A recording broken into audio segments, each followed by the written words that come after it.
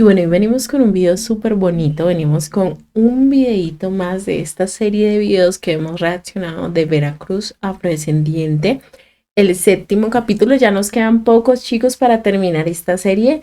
Esta serie nos la recomendó Maggie, un saludo a Maggie, Dios te bendiga Maggie, hace rato no te vemos por ahí. Así que un saludo enorme, ya se viene Semana Santa, espero la pases súper rico con tu familia y a todos ustedes también. Y bueno, el capítulo de hoy es el séptimo y se llama Centro de Veracruz, región Altas Montañas. Veracruz Afrodescendiente de el canal TLV para que vayan, se suscriban, activen la campanita y compartan también mucho esos videos, comenten y obviamente Desde la Universidad de Veracruz. Exacto, si desean ver directamente en el canal y sin interrupciones, pues ya saben dónde dirigirse. TLV. Bueno, chicos, vamos.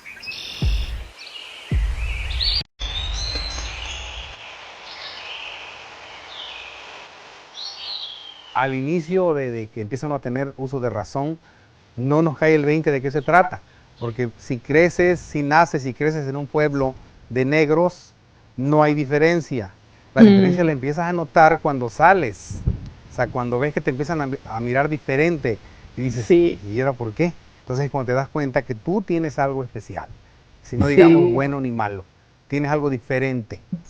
Al tener algo diferente, te comienza la curiosidad por saber qué es y comienzas a darte cuenta de, yo soy negro, pero no todos son negros. O sea, yo pensaba que todos eran negros como en mi pueblo.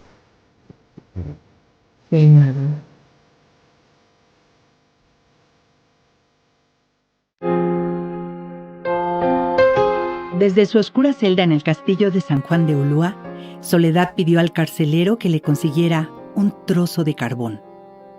Comenzó a dibujar sobre el muro un galeón posado sobre el agua con las velas abiertas, listo para zarpar. Detrás del dibujo del barco, trazó la línea horizontal del mar y algunas nubes que parecían desplazarse con el viento.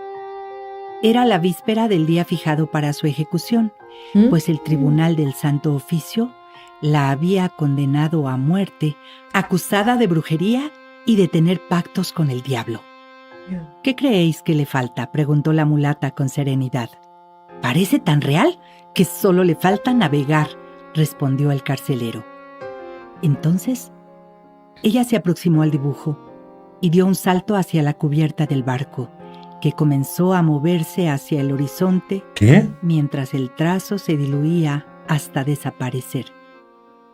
Al día siguiente, hallaron al pobre carcelero con la mirada perdida en el muro de piedra, jurando que por ahí había escapado Soledad, de quien no se volvió a saber nada desde entonces. ¿Qué? ¡Wow! ¡Qué misterio!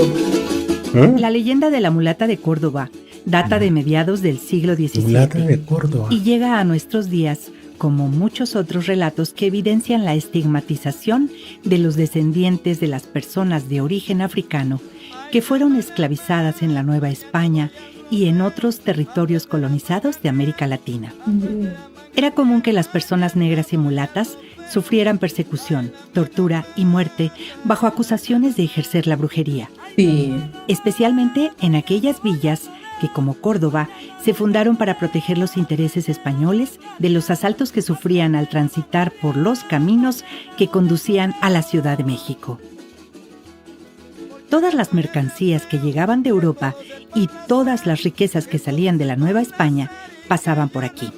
El Camino Real, que conectaba al puerto de Veracruz. Bueno, chicos, yo quiero hacer un alto aquí y dejar una claridad en esto. Todos estos videos que nosotros reaccionamos son videos que a nosotros nos interesan muchísimo, ¿sí? Esta también es nuestra historia. Esta también es nuestra cultura. Esta también es nuestra lucha. O sea, no es solo la lucha de esos pueblos o de esas personas que lo hicieron hace más de 500 años, sino que también es la lucha nuestra, ¿ya? Porque es lo que nosotros pudimos heredar de todos ellos. Así que yo sí quiero que le den un buen trato a los videos, ¿sí? Y que entiendan que nosotros vemos todo este contenido porque nos interesa. En Colombia no se ve un contenido como este. Esta historia en Colombia no nos la cuenta. No. Ustedes son ricos. demasiado ricos, porque ustedes tienen toda la riqueza ahí, conocen todo, nosotros no lo conocemos. Entonces, por favor, sí les pido que nos ayuden, y si conocen más contenido de esto, por favor, así como Maggie. O saben, porque hay muchas personas, o sea, la mayoría de personas que comentan en este canal son personas que saben muchísimo de Sí. historia, son personas muy inteligentes, que incluso nos dicen cosas que uno queda como que, "Ah, ¿en serio es así?" Sí. O sea, de verdad son personas que a uno le gustaría como sentarse y hablar de estos temas porque lo enriquecen a uno. Y pues es un tema muy bonito, al final es nuestra historia, ¿sí? En general, es la historia. Y toda la historia de Latinoamérica. Exacto. Toda Latinoamérica tiene.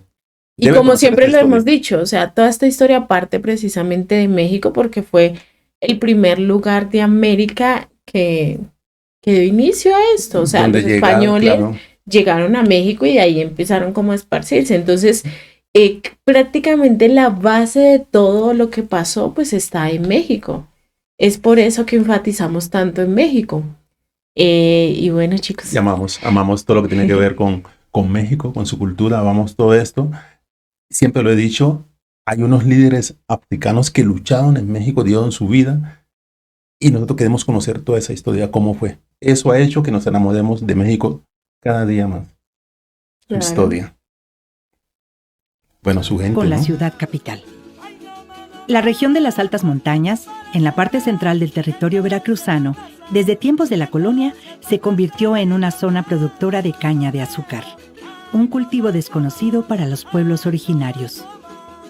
La necesidad de mano de obra para las plantaciones y los ingenios azucareros, así como para las actividades mineras y de construcción, detonó el incremento del comercio de esclavos africanos. El temor de los españoles a las rebeliones de los esclavos era enorme, pues ya desde finales del siglo XVI, muchos de ellos comenzaron a huir hacia distintos parajes, iniciando lo que se conoce como cimarronaje. Un esclavo huido podía dirigirse a las ciudades o pueblos tratando de mimetizarse entre los negros libres del lugar. En cambio, los cimarrones se alejaban completamente de toda autoridad, estableciendo sus palenques en donde encontraban las condiciones mínimas para sobrevivir: montes, pantanos, selvas y sierras. La sierra de esta región montañosa fue refugio de varios grupos de cimarrones que sobrevivían cultivando sus propios huertos, robando ganado, frutos y cultivos, o asaltando a los viajeros en los caminos. Eran tantas cuadrillas de alzados y de tan diversas regiones que, junto con la piratería, se convirtieron en el problema más agudo para la corona española. Las autoridades españolas establecieron castigos y prohibiciones para la gente de color, desde evitar reuniones y uso de armas hasta imponer azotes, mordazas y pena de muerte para aquellos esclavos que huyeran de sus obrajes o plantíos. Se crearon así las capitanías de cimarrones, grupos de hombres que se dedicaban a cazar a los fugitivos, ya fuera para entregarlos a sus dueños originales o para darles muerte según los derechos especiales que la corona les había otorgado a los capitanes. Los capturados no solo recibían castigos ejemplares, sino que eran obligados a practicar la religión católica, persuadidos a través de diversas formas de evangelización. El Consejo Afroveracruzano. ¿Qué es el Consejo? Es una forma de organización comunitaria. Existe un consejo. Y es la forma como veracruzanos, como afrojarochos, encontramos para organizarnos. Así es, una organización comunitaria. Los consejos pioneros es el consejo de Mataclara, de Mataclara. Ahí los consejos, chicos, es un grupo de ancianos que se encargan de direccionar todas las matrices para el plan de acción de estas poblaciones. Es decir, en Bosa teníamos el Consejo Afro, que se encarga de promover todos los proyectos que tengan que ver con nuestra población. Es algo así. Clara, que es en el municipio de Cuitlahua, y el Consejo del Mirador en el municipio de Yanga. Ellos son los consejos pioneros, y bueno, a la par surge el Consejo Afro de la cabecera municipal en Yanga y el Consejo Afro de la cabecera municipal en Cuitlahua. Y todos juntos, todos los consejos que se han conformado, somos el Consejo Afroveracruzano. Sí, el Consejo Mayor. En otras comunidades, en Coyolillo hay también ya Consejo afromexicano, pero todos juntos conformamos el Consejo Afro-Veracruzano. Vaya. Y bueno, nuestro paso de entrada en un trabajo ya fuerte como Estado de Veracruz, pues fue la propia organización del Encuentro Nacional de Pueblos Negros, que se llevó a cabo en el 2017 en la comunidad de San Francisco Mataclara. Los asentamientos afro, en donde estamos, no solamente es exclusivo de uno o dos municipios, estamos hablando de asentamientos afro de la parte baja, de lo que es la Sierra de Songolica, desde Tezonapa, Cuchapa, Omealca, Cuitlagua, de Yanga, que tienen asentamientos afro y que forma parte de, o como producto de toda esta lucha histórica de Yanga, ¿no? Y de todo el cimarronaje que existió y por lo tanto donde hubo este cimarronaje o donde nuestros hermanos huían a esconderse del yugo, ¿verdad?, de la corona, pues entonces en todos esos lugares hay asentamientos afro en esta región. Así es que hablamos de una importante región en la zona centro del estado de Veracruz. Qué bonito. En Cuitláhuac, Veracruz, durante los días de Semana Santa, los pobladores escenifican extraños retablos con personajes muy bien definidos que representan a los protagonistas de la pasión y muerte de Jesucristo. La recolección de rama de tinaja para elaborar altares de culto a sus difuntos, así como la construcción de la cárcel que ocupará Jesús en la víspera de su crucifixión, son trabajos que realizan niños y jóvenes que son cazados o capturados por los judas, diablos y judíos, como parte de la exampla que conmemora la pasión de Cristo. Festividades como los judas, pues según nos cuentan los que saben, los historiadores o los expertos en el tema, que tiene algo que ver con la persecución de los negros. El hecho de que se enmascaren es porque los negros también participaban de las fiestas y tenían que ponerse una máscara para que no identificaran a los negros cimarrones, a los negros que se habían fugado de las haciendas. Entonces el hecho de ponerte una máscara, esa era la función. Como hay otro pueblo que se llama Coyolillo, que hacen también un carnaval de máscaras, es precisamente por eso. Entonces, ¿cómo participaban los esclavos fugados? Pues se ponían una máscara y se confundían entre todos en la festividad y todo el mundo ahí. Y era uno de los que ya habían huido de alguna hacienda, ¿no? Los ingenios azucareros evidencian la presencia africana en esta región. Las personas esclavizadas eran quienes tenían mejores aptitudes para la siembra y recolección de caña, aunque en el proceso también se empleó mano de obra indígena. Pero sin duda, un lugar emblemático de la herencia africana es Yanga, un pueblo fundado en los primeros años del siglo XVI, después de muchos intentos de los españoles por aplacar las rebeliones de esclavos. El primer pueblo libre. Bueno, el lugar más emblemático creo que es Yanga, por la historia que hay detrás con este líder cimarrón, que se revela a finales del siglo XVI y está más de 30 años fugitivo, y que establece un palenque. Un palenque es un sitio, un asentamiento de esclavos fugitivos llamados cimarrones, y que establece este palenque en las montañas de Songolica con varios asentamientos itinerantes, y que eso permite que no los atrapen, nunca los llegan a doblegar. Muy curioso, pero los negros se iban a las sierras, por decirlo, o sea, a las montañas. Y acá en Colombia no es así. Digamos que tú en las sierras o montañas ves más asentamientos, pero indígenas, de comunidades indígenas. Los negros más que todos hacia las selvas o partes costeras. Era como donde se ubicaban más o menos. Pero yo creo que puede ser también, Lucy, que ellos corrieron, porque yo me pregunto, ¿cómo hicieron mis antepasados para llegar al río y donde yo soy? ¿Sí? ¿Cuál fue la ruta que tomaron para llegar allá? Y de ahí donde yo digo que era difícil, porque ellos no bajaron, sino que ellos subieron por el río. Subieron. Al ellos subir, yo digo que ellos probablemente se iban a la parte alta y desde allá volvían de difícil acceso de los españoles. Exacto, que no los pudieran hallar rápido o que fueran unas partes que ellos no pudieran llegar tan fácilmente. Sí, que es lo que más o menos les decía. Se iban a una parte donde... Y también siento que también era estratégico que se fueran a esas partes altas, porque de ahí podían ver si de pronto venía alguien y tratar de esconderse o mirar para dónde se iba. Sí. O sea, era como muy estratégico. Mira que mi abuelo, yo recuerdo, mi abuelo murió de 96 años y en esas épocas mi abuelo le hablaba a uno de la chusma. Oye, Eso era como un partido político, como ¿no? un partido político, pero ellos le corrían a la chusma. Era como más o menos entre liberales, más o menos algo así. Pero ya te Era habían enseñado a correr a huir, sí. o a huir.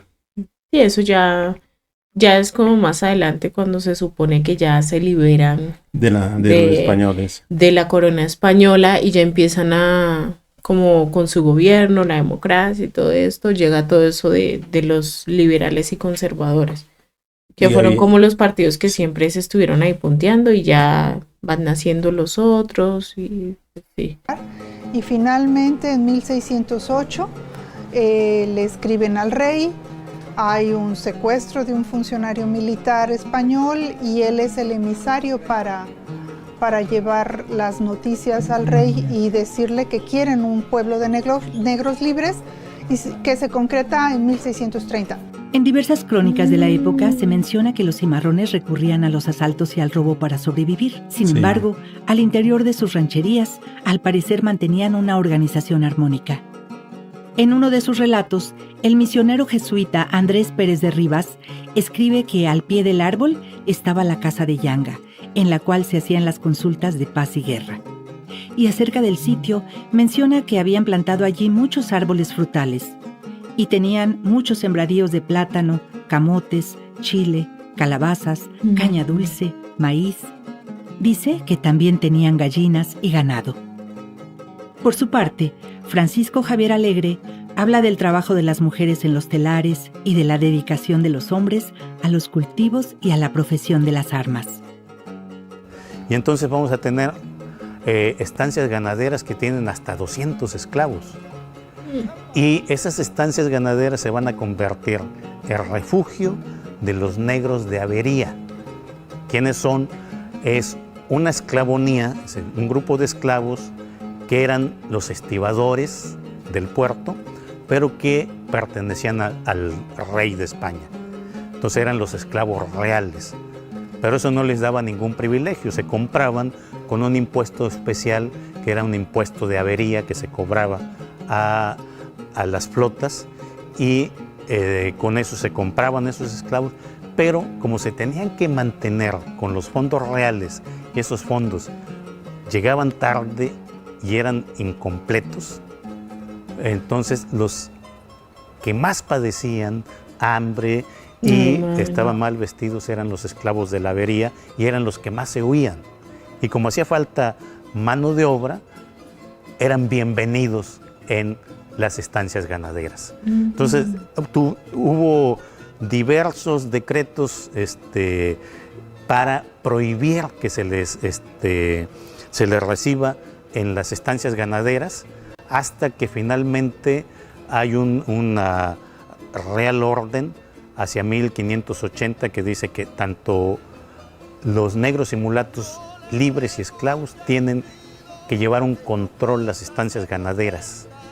Y entonces eso impide que sea refugio de estos esclavos y se tienen que ir a las montañas del área de Zongolica, que después de 1573 el camino real de Veracruz a Santiago Huatusco y a Orizaba se empieza a abrir ya oficialmente, y este nuevo camino se va a convertir en un refugio de estos negros cimarrones, que después van a dar origen a los negros famosos de Yanga. Su líder, Yanga, era un negro de origen gabón que había huido de la esclavitud desde 1570, manteniendo su lucha por varias décadas. A Yanga se fueron uniendo otros cimarrones provenientes de distintas estancias, haciendas, obrajes, plantaciones, y los españoles, tratando de someterlos, quemaron varias veces sus viviendas, destruyeron sus cultivos, asesinaron a muchos de ellos, pero sin éxito, porque resurgían y cada vez se incorporaban más. Por ello, se recurrió a una estrategia de negociación que significara menos conflicto y que pudiera garantizar la pacificación sin llegar a costosas guerras y enfrentamientos. La historia relata que se les concedió tierra para fundar su pueblo, a cambio de cumplir con algunas obligaciones como ciudadanos. Hay diferentes datos sobre la fecha de su fundación. Lo que sí sabemos es que, inicialmente, se llamó San Lorenzo Cerralbo, referido también como San Lorenzo de los Negros, actualmente municipio de Yanga, Veracruz. El pueblo obtuvo el nombre de Yanga hasta el año de 1932. Sí quisiera saber qué tal está ubicado este municipio, si cuenta con todos el aporte, el apoyo del gobierno, cómo era este pueblo anteriormente. Sí me gustaría que nos contaran aquí abajo historias sobre el pueblo, cómo era, qué conocieron ustedes de este pueblo cuando fueron creciendo. Por favor, coméntenos aquí los que son de ese pueblo. Y el territorio que actualmente ocupa no es el mismo que originalmente les fue concedido a los negros del antiguo San Lorenzo. La tradición oral señala que fue un pueblo itinerante, reconociendo el año de 1631 como fecha de fundación, pero los archivos históricos registran una petición de cambio de asentamiento en 1654. Y por esa época se instaló en el lugar en que hoy se ubica bajo la categoría de República de Indios, al no existir reconocimiento legal hacia la población afrodescendiente como personas libres. En el proceso, muchos de los fundadores habían salido del caserío hacia otros lugares, mientras otros iban llegando a formar parte del pueblo.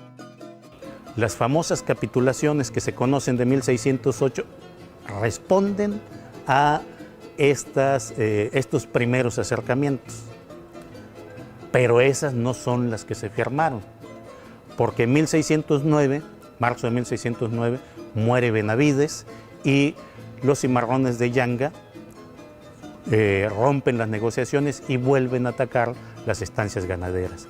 Entonces, eso de que Yanga se funda en 1609, como afirma el fraile Francisco Javier Alegre, pues no es así. Es una mentira que se ha venido repitiendo una y otra vez, pero históricamente no está sustentada. Es posible que para entonces el legendario Yanga ya hubiera fallecido, o si vivía, ya era muy anciano. Sí. No se tienen datos exactos de su muerte, aunque se sabe que sus descendientes continuaron como líderes. Lo que nosotros pudimos ver en un video anterior es que Yanga también fue traicionado por los españoles.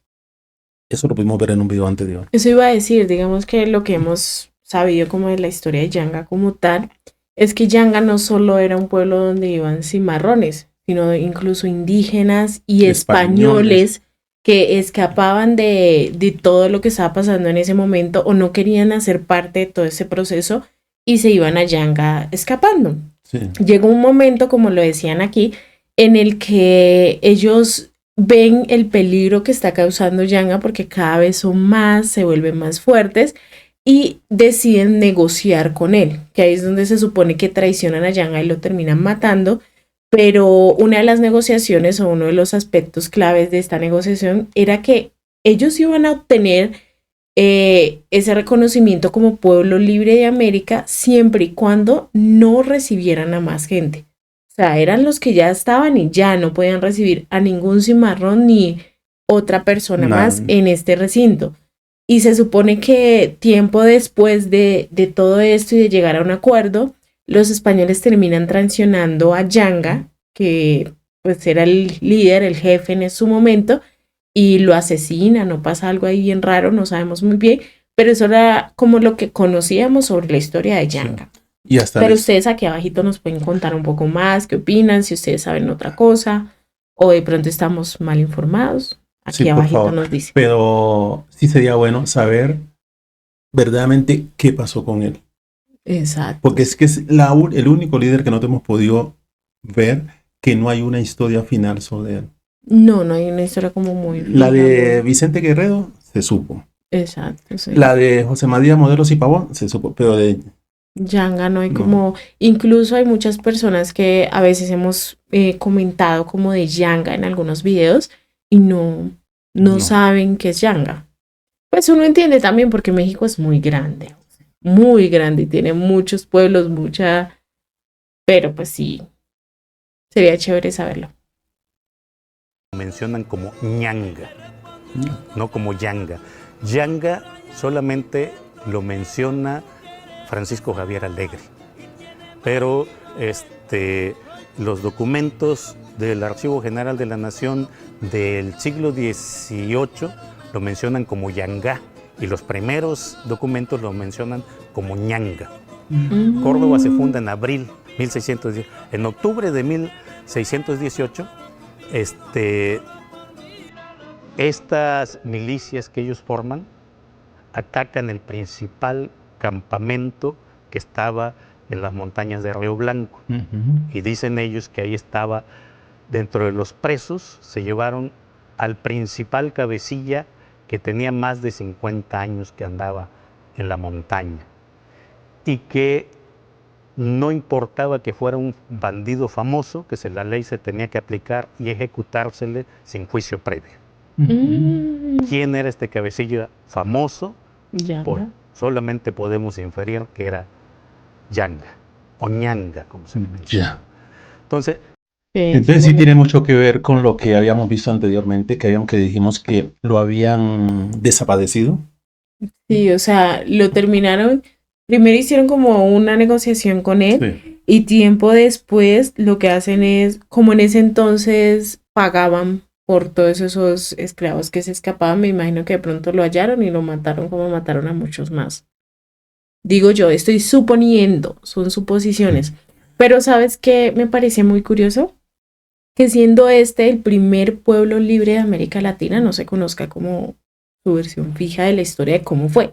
En ese entonces, pues, el primer pueblo libre de América Latina fue Yanga. Y otro pueblo libre también de América Latina fue San Basilio de Palenque, ubicado en Colombia. O sea, fueron esos dos como que dieron los precedentes de los primeros pueblos libres, negros, cimarrones de América Latina. Entonces sí se debería tener como una historia más fija, como más estructurada. Sí, pero mira que pensaba que los esclavizados en esa época por los españoles tenían más comunicación con España los que vivían en México.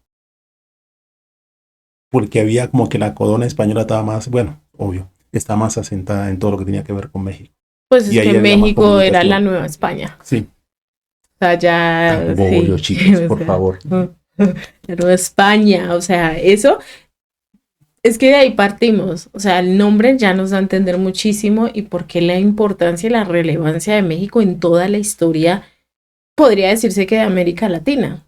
O sea, México era la Nueva España. El mismo nombre nos dice la importancia que México era en la corona española. Se le llevan una cuerda de 32 cimarrones presos a la Ciudad de México. Se le debió ejecutar, no tenemos más datos, pero el cimarronaje sigue posteriormente. Ya son otros cimarrones, es otra generación. Claro. La defensa de su libertad fue muy difícil, pues simultáneamente se daba el auge del comercio de esclavos en toda la Nueva España. Los españoles de la Villa de Córdoba, fundada en 1619 y conocida como la frontera de los cimarrones, utilizaban negros africanos en sus ingenios y haciendas y mantenían una actitud hostil hacia los negros libres de San Lorenzo y se empeñaban en mantener el control de la captura de cimarrones. A principios del siglo XVIII, Córdoba se convirtió en un importante centro de producción azucarera, acaparando tierras y usurpando aquellas que se habían concedido a los negros de San Lorenzo. La discriminación y marginación de entonces prevalece hoy en la ciudad de los 30 caballeros y sus alrededores, como una triste herencia de lo que fueron los orígenes de esta región. El sistema pigmentocrático que consideraba inferiores a las personas de tez oscura y que aún prevalece, incluía no solo la prohibición a los negros de reunirse, portar armas y usar joyas o ciertas telas en su vestimenta. Tenían prohibido incluso el aprender a leer y escribir. Durante siglos, los descendientes de las personas que llegaron a esta región en calidad de esclavos no parecían tener conciencia de su origen, y menos de su identidad como afrodescendientes. Muy cierto. Su reconocimiento jurídico es muy reciente y se logró después de largos procesos legales que culminaron en la inclusión de preguntas clave incluidas en el Censo Nacional de Población efectuado en el año 2020. Muy Sí reciente, me muy. considero negro, afromexicano o afrodescendiente, que son palabras como que fuertes, ¿no? Porque el decir, eres negro, no, por el miedo de un rechazo, de cosas de racismo, ¿no? Entonces, bueno, yo, por ejemplo, digo, no soy tan clara, pero pues no soy tan morena, no tengo el cabello muy rizado, tal vez no tenga la complexión, ¿no? Pues de las morenas, ¿no? Pero pues yo tengo sangre afrodescendiente porque mi madre es más morena, mis abuelitos, mis bisabuelos, ellos eran morenitos, morenitos, morenitos. Mi madre en la escuela así nos ha platicado que ellos les decían, ay, ahí viene la negra, son hijos del negro y todo eso, ¿no? Entonces ella sí sufrió como que esa violencia, ese bullying, ¿no? De chica en la escuela, porque sí le decían eso, ¿no?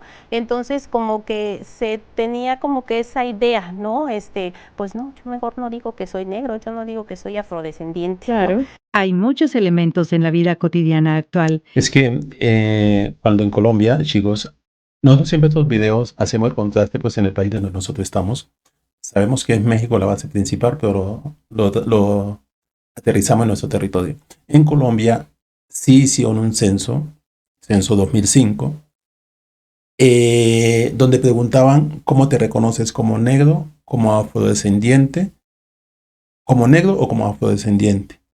¿Sí? La gente prefería decir afrodescendiente para evitar decir negro. Entonces ahí salieron dos poblaciones, una negra y otra afrodescendiente. Cuando es la misma cosa. Es la misma cosa. Tú eres negro. Tú eres negro. Afrodescendiente fue algo que es un nombre que se le designó a toda persona que desciende de África, o sea que sus raíces son africanas. No habla de un color de piel. Entonces muchas veces, por ejemplo, a mí sí me pasó mucho. Cuando a mí me preguntaban que si yo era negra, yo decía, no, yo soy afrodescendiente. Porque en mi mentalidad, si yo decía que era negra, era como que negra es como muy fuerte. O sea, tú no eres negra, tú eres morena, tú eres esto, tú eres de otro. O sea, esa era mi mentalidad antes. Hoy en día ya sé que decir que soy afrodescendiente, pues sí, al final todos somos afrodescendientes.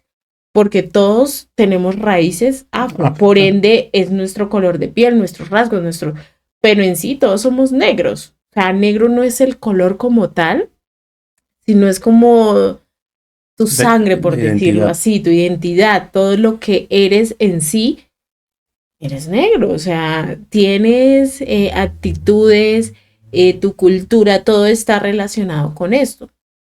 Y debemos de sentirnos orgullosos y orgullosas de tener esta pigmentación de piel. No todo el mundo la tiene. No todo el mundo, y muchos quisieran tenerla. Esta boquita sensual. Están en el sistema esclavista y que la mayoría de la gente común ignora. Hoy conocemos como ranchos o rancherías a pequeñas localidades que rodean las cabeceras municipales. Sí. Pero en el lenguaje colonial se denominaba así a los caseríos provisionales de los cimarrones. Y ranchero era el término usado para designar a negros y mulatos. Para diferenciar los ranchos de los caseríos de afromestizos libres, se utilizaban términos como hatos, jatos, jaros y matas, que aludían a espacios de labranza o de ganadería. La toponimia actual es una reminiscencia de aquella clasificación. Lugares como Hato Doña Juana, También se le Mata decían Tenajito, quilombos. Mata Anona, Mata Redonda, Mata Gallina o Mata Clara son ejemplos de ello. La región de las altas montañas del estado de Veracruz es, por muchas razones, uno de los lugares con mayor historia relacionada con la esclavitud de personas africanas y con el sometimiento de los pueblos originarios. Las evidencias nos reciben en cada municipio y localidad, desde la fisonomía de muchos de sus habitantes, que delata la genética africana, hasta usos y costumbres que creemos muy mexicanos. Anteriormente, el once para que saliera sabroso en el campo, nos envolvían en hojas de plátano. Y luego en hojas de plátano lo envolvían, y luego su servilleta en un tope. Le echaban, llegaba acá el bastimento calientito y a puro tamalito nos servían los tacos porque era hojas de plátano. Sabroso, sabroso. Hasta los inspectores comían con nosotros y me declaramos, no porque sea mi pueblo, pero es un pueblo muy sano. Muy pobre, porque es muy pobre mi pueblo, pero muy decente, muy honrado. Así no la trataban mal, que porque yo soy negro y aquel es güero, no había diferencias en eso. No, de eso no. Aquí no había eso de que, o como dice, que yo soy negro, moreno, ¿no? Y que aquel es güero. No, aquí todos somos parejos, no por color, pero no. Estábamos bien, todos gracias a Dios. La cultura afrojarocha está presente en sus festividades y la reminiscencia de antiguas prácticas en sus fiestas tradicionales o patronales nos habla de un pasado que aflora cada vez con mayor fuerza. Es una de las regiones con mayores riquezas naturales y, paradójicamente, una de las que registra los más altos índices de pobreza entre la mayoría de la población. Son los descendientes de aquellos indios y esclavos que con su trabajo enriquecieron a las familias que hoy siguen siendo dueñas de la tierra. Sí. Y son, al mismo tiempo, quienes dan vida a la región con sus colores, sus productos artesanales y sus celebraciones, históricamente capitalizadas por los gobiernos en turno como mercancía turística, incluso aquellas que conmemoran la lucha por la libertad.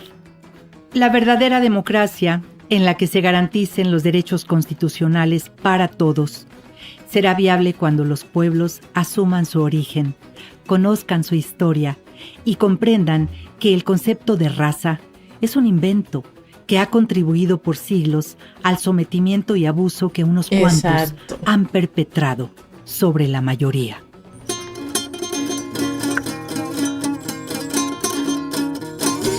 Bueno.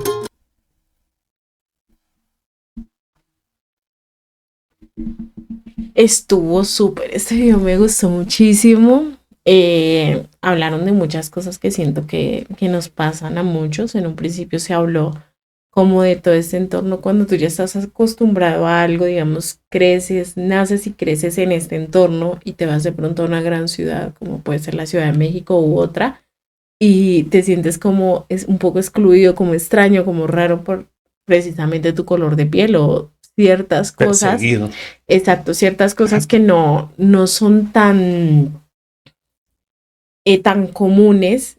Y pues sí, yo siento que suele suceder. A mí me pasó cuando era muy chiquita, cuando me vine a Bogotá, como que incluso yo hoy en día no hablo ni siquiera como hablaba cuando era pequeña, porque yo fui cambiando todo eso debido a la presión de mi entorno, ¿sí? Digamos que yo utilizaba muchas palabras que acá no utilizan, entonces sin darme cuenta empecé a cambiar muchas cosas que no debía haber cambiado, que hoy en día me arrepiento, pero yo estaba pequeña y pues fui cambiando así como mecánicamente y hoy en día digo, wow, o sea, tú te vas y pierdes todo.